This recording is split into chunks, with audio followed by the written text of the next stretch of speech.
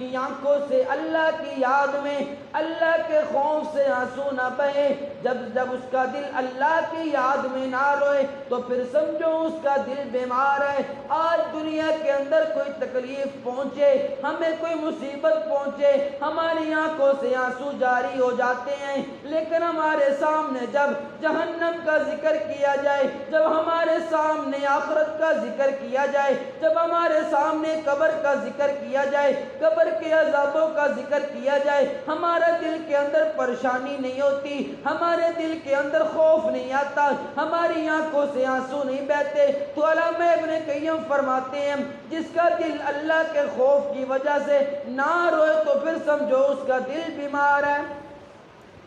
تیسری علامت علامہ ابن قیم رحمۃ اللہ علیہ لکھتے ہیں کہ انسان کا دل مخلوق سے ملنے کی تمنا کرے، اللہ سے ملنے کا اشتیاق نہ ہو، اللہ کے ملنے کا شوق پیدا نہ ہو۔ آج کسی سے ہمیں محبت ہو جائے، کسی سے پیار ہو جائے، کسی کے ساتھ رشتہ داری بن جائے، کسی کے ساتھ دوستی ہو جائے، ہمارا دل کرتا ہے ہم اس سے ملاقات کریں، صبح بھی ملاقات کریں، شام کو بھی ملاقات کریں، ہفتہ گزر جائے، مہینہ گزر جائے، ہمارا دل کرتا ہے بڑے دن ہو گئے ہم نے اپنے دوست سے ملاقات نہیں کی، اب ہمیں ملاقات کرنی چاہیے۔ لیکن اللہ یہ دل اللہ سے ملنے کا، اللہ کے دیدار کا شوق اس دل کے اندر پیدا نہ ہو، اللہ سے ملنے کی تمنا نہ ہو کہ دل سوچے ہی نہ کہ میں نے مرنا ہے، اللہ سے ملاقات کرنی ہے، اگر میں برے اعمال کر کے جاؤں گا اللہ سے کیسے ملاقات کروں گا، اللہ کے سامنے کیسے جاؤں گا،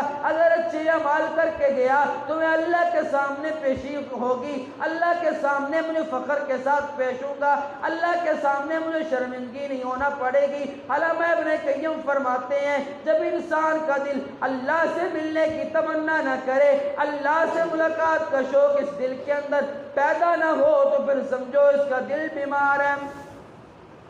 چوتھی علامت علامہ ابن قیم رحمۃ اللہ علیہ فرماتے ہیں جب انسان کا دل اللہ کی یاد سے گھبرائے، یعنی جب اس کے سامنے اللہ کا ذکر کیا جائے اس کا دل بوجھ محسوس کرے، گھبراہٹ محسوس کرے، جب مجلس کے اندر اللہ والے اللہ کا ذکر کر رہے ہوں، انسان کا دل کر رہا ہو